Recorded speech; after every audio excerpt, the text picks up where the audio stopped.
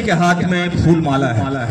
मुश्किल हो रहा है कि अंबेडकर से कौन प्यार करते हैं सचमुच में। इस लोगों के हाथ में भी फूल माला है जो अंबेडकर से नफरत करते हैं, अंबेडकर का अपमान करते हैं। शक्तियां भी अंबेडकर पर फूल माला चढ़ा रही हैं जो उनकी मूर्तियों को तोड़ा करती हैं, संविधान को तोड़ रही हैं, मरोड़ रही हैं, कमजोर कर रही हैं। क्या जय भीम का नारा लगाने वाले सचमुच में अंबेडकर से प्यार करते हैं? क्या नीला झंडा लहराने वाले सचमुच में अंबेडकर से प्यार करते हैं? अंबेडकर से प्यार करते हैं, इसका पैमाना आज के दिन क्या है, हमारे समय में क्या है?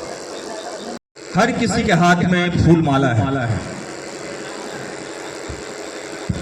बहुत मुश्किल हो रहा है कि अंबेडकर से कौन प्यार करते हैं सचमुच में, इसकी शिनाख्त करना। उन लोगों के हाथ में भी फूल माला है जो अंबेडकर से नफरत करते हैं, अंबेडकर का अपमान करते हैं। वो शक्तियां भी अंबेडकर पर फूल माला चढ़ा रही हैं जो उनकी मूर्तियों को तोड़ा करती हैं। वो ताकतें भी अंबेडकर को अपना बता रही हैं जो संविधान को तोड़ रही हैं, मरोड़ रही हैं, कमजोर कर रही हैं। इसलिए इस दौर में आज के दिन ये शिनाख्त करना वाकई मुश्किल है कि सचमुच में अंबेडकर से कौन प्यार करता है। क्या जय भीम का नारा लगाने वाले सचमुच में अंबेडकर से प्यार करते हैं? क्या नीला झंडा लहराने वाले सचमुच में अंबेडकर से प्यार करते हैं? अंबेडकर से प्यार करते हैं, इसका पैमाना आज के दिन क्या है, हमारे समय में क्या है?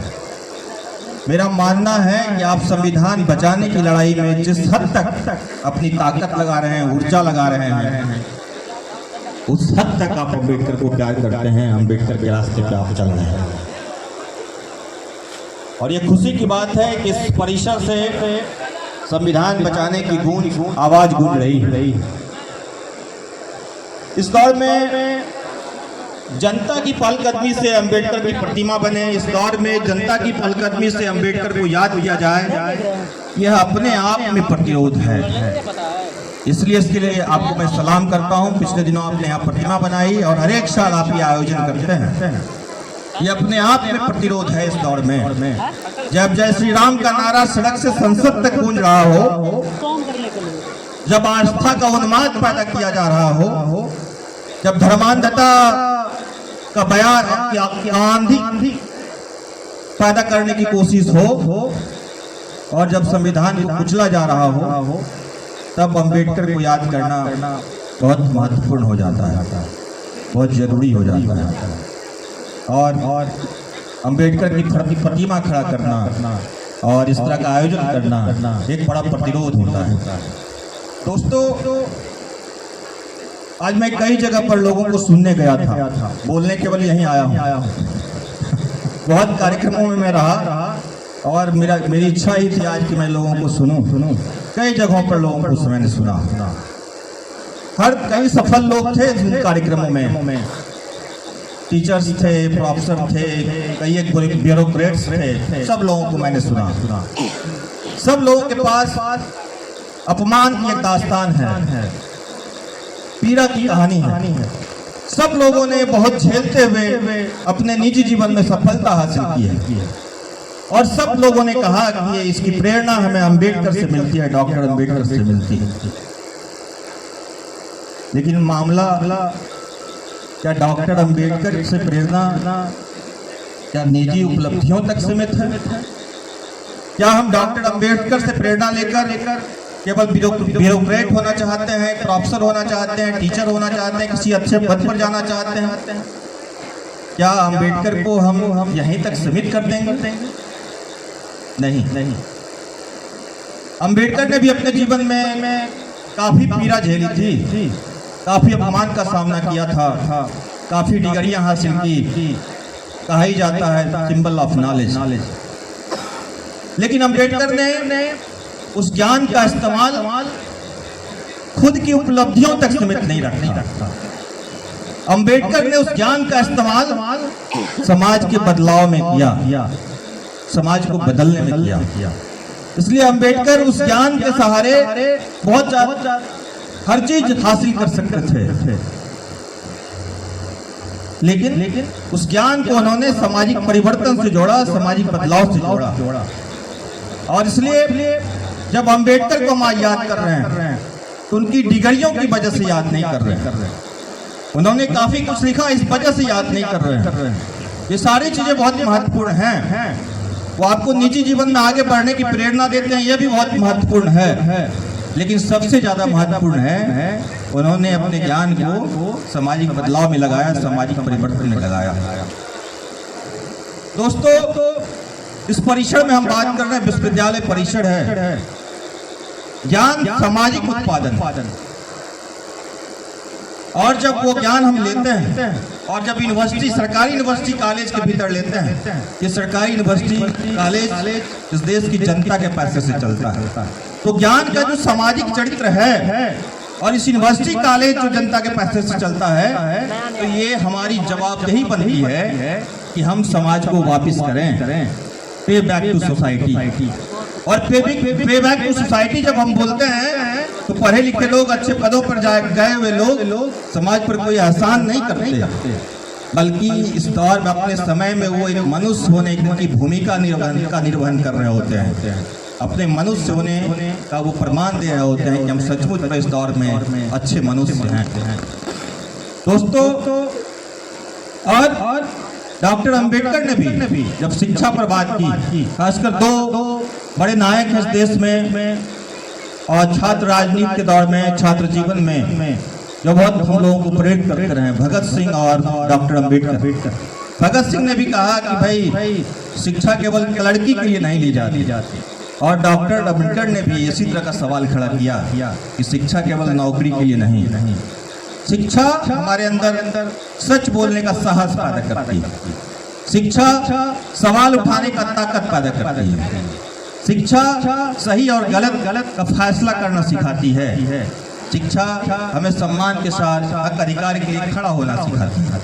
शिक्षा इसलिए है, और जब इस विश्वविद्यालय में आज हम बात कर रहे हैं छात्रों के बीच, तब ये सवाल उठता है कि आज हम वैसे दौर में जब स्कूल बंद हो रहे हैं, कॉलेज और विश्वविद्यालयों को बंद करने की तैयारी चल रही है, इस देश में बड़े पैमाने पर मंदिरों का निर्माण चल रहा है, तब हमारे सामने चुनौती क्या है, हमारी भूमिका क्या है? क्या इस भूमिका पर हमने कभी विचार किया? क्या इस भूमिका के बारे में हम कभी सोचते हैं? ये विश्वविद्यालय परिसर है, अभी नई शिक्षा नीति आई, नई शिक्षा नीति के जरिए बड़े पैमाने पर स्कूल कॉलेज विश्वविद्यालय बंद होंगे, नई शिक्षा नीति के जरिए बड़े पैमाने पर फीस वृद्धि हो रहा है। नई शिक्षा नीति का सार यही है कि आपको आपके अंदर जो वैज्ञानिक चेतना पैदा करती थी शिक्षा, उस वैज्ञानिक चेतना को पैदा करने का काम बंद कर दिया जाए और आपको ब्रह्मवादी गुलामी की तरफ धकेला जाए। ये नई शिक्षा नीति का एजेंडा।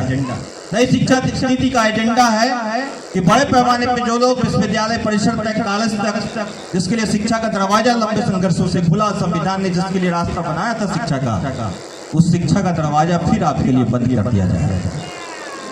संविधान बचाना महज नारा नहीं, अगर हम संविधान बचाना चाहते हैं तो क्या इस दौर में विश्वविद्यालय बचाने के लिए हम खड़ा हैं? क्या अपने शिक्षा के अधिकार के लिए हम खड़ा हैं? इस कैंपस में जो अलोकतांत्रिक फैसले हो रहे हैं, इस कैंपस में यहाँ की बिल्डिंगें खंडहर हो रही हैं, बुनियादी सुविधाएं नहीं हैं, लेकिन बड़े पैमाने पर मंदिर उग रहे हैं और अब तो विभागों के अंदर भी देवियां स्थापित हो जा रही हैं। क्या ये एजेंडा हमारे सामने हमारे लिए बना? इस कैंपस के शिक्षकों के लिए, छात्रों के लिए एजेंडा बना? मैं इस कैंपस के शिक्षकों से भी बहुत गुस्ताखी के साथ पूछना चाहता हूँ कि इस यूनिवर्सिटी के सेकुलर कैरेक्टर पर हमला हुआ, यूनिवर्सिटी के अंदर ब्राह्मणवाद को स्थापित करने का एजेंडा के तहत सरस्वती की प्रतिमा स्थापित की गई। इस विश्वविद्यालय में अभी तिलका मांझी की कोई प्रतिमा का शायद नए सिरे से कुछ बात हो रही है, तो वहाँ भी हमने देखा कि नारियल फोड़कर कुछ शुरुआत की गई ब्राह्मणवादी तौर तरीके से। क्या इस कैंपस के शिक्षक, छात्र जो सेकुलर होने का दावा करते हैं, जो सोशल जस्टिस का पक्षधर होने का दावा करते हैं, उन्होंने इसके खिलाफ कोई इनिशिएटिव लिया, कोई पहलकदमी ली? उनकी तरफ से कोई आवाज आई क्या? और अगर आवाज नहीं आई तब अम्बेडकर के हम सच्चे वारिस नहीं। ये करने में मुझे कोई परहेज नहीं। अगर ये आवाज नहीं यहाँ से उठी है तो हमारा सामाजिक न्याय से कोई सरोकार नहीं। अगर ये आवाज यहाँ से नहीं उठी है तब हम सेकुलरिज्म। इसलिए दोस्तों हम साफ कहना चाहते हैं कि संविधान बचाने का नारा अगर इस कैंपस में ट्रांसलेट होगा तो शिक्षा बचाने, नई शिक्षा नीति के खिलाफ लड़ने के रूप में होगा। इस कैंपस के अंदर शैक्षणिक लोकतांत्रिक माहौल की बहाली करने के रूप में होगा। और हम मानते हैं जब आप अम्बेडकर को आपने फूल माला चढ़ाया, आज हम सब लोगों ने चढ़ाया, तो हम अम्बेडकर पर केवल फूल माला चढ़ाने तक नहीं रुकेंगे। हम इस देश के अंदर अपने यूनिवर्सिटीज को बचाने के लिए, शिक्षा को बचाने के लिए, संविधान को बचाने के लिए और जो पूरा हिंदू राष्ट्र बनाने का प्रोजेक्ट आगे बढ़ रहा है, इस हिंदू राष्ट्र का प्रतिरोध करने के लिए आगे बढ़ेंगे। हिंदू राष्ट्र सुनने में बहुत अच्छा लगता होगा बहुत लोगों को, ये है क्या? हिंदू राष्ट्र का मतलब वर्ण व्यवस्था, वर्ण जाति व्यवस्था की पुनर्स्थापना जीवन के हर क्षेत्र में। हिंदू राष्ट्र का मतलब इस देश की सारी संपत्ति कारपोरेटों के हवाले, इस देश के यूनिवर्सिटी, कॉलेज, विश्वविद्यालय सारे कारपोरेटों के हवाले। हिंदू राष्ट्र का मतलब तानाशाही, ये हिंदू राष्ट्र है।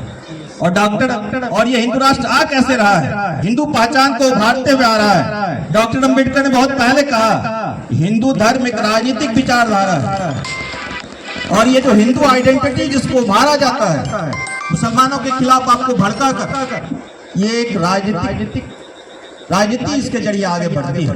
और इसलिए मेरा मानना है कि इस देश में अगर अम्बेडकर के सपनों को लेकर आप आगे बढ़ना चाहते हैं, आप संविधान को बचाना चाहते हैं, तो हिम्मत के साथ हिंदू आइडेंटिटी को चैलेंज करना होगा।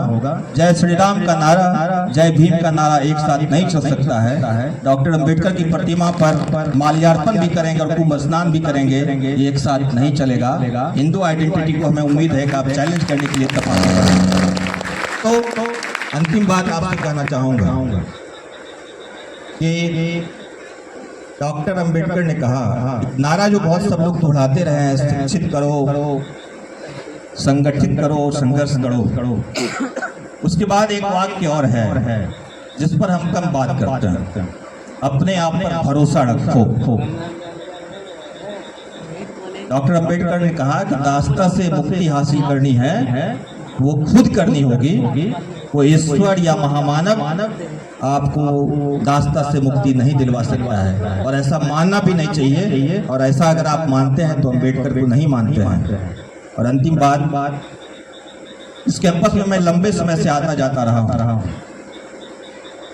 स्टूडेंट पॉलिटिक्स है। जब आप यूनिवर्सिटी को बचाने के लिए खड़ा होंगे तो आप पॉलिटिक्स कर रहे होंगे। आपके बहुत सारे शिक्षक कहते होंगे कि पॉलिटिक्स नहीं करो। अब अम्बेडकर के सपनों के लिए, संविधान को बचाने के लिए अगर आपको आगे बढ़ना है तो आपको पॉलिटिक्स करना होगा। और मेरा मानना साफ है, अगर राजनीति इस देश का भविष्य तय करती है, अगर राजनीति से ये फैसला होगा कि ये देश में संविधान रहेगा या नहीं रहेगा, अगर राजनीति ये फैसला करेगी कि ये देश सेकुलर डेमोक्रेटिक कंट्री के बतौर रहेगा या हिंदू राष्ट्र बनेगा, तो राजनीति हमें तय करनी होगी इस देश की। और मैं मानता हूं कि इस कैंपस से उसकी शुरुआत होनी चाहिए। और जिस दिन ये परिसर, इस हॉस्टल का परिसर अपने भीतर से स्टूडेंट मूवमेंट का एक्टिविस्ट पैदा करेगा, मैं मानता हूं कि उस दिन इस कैंपस के अंदर छात्र आंदोलन का वो नया दौर होगा। बहुत बहुत शुक्रिया।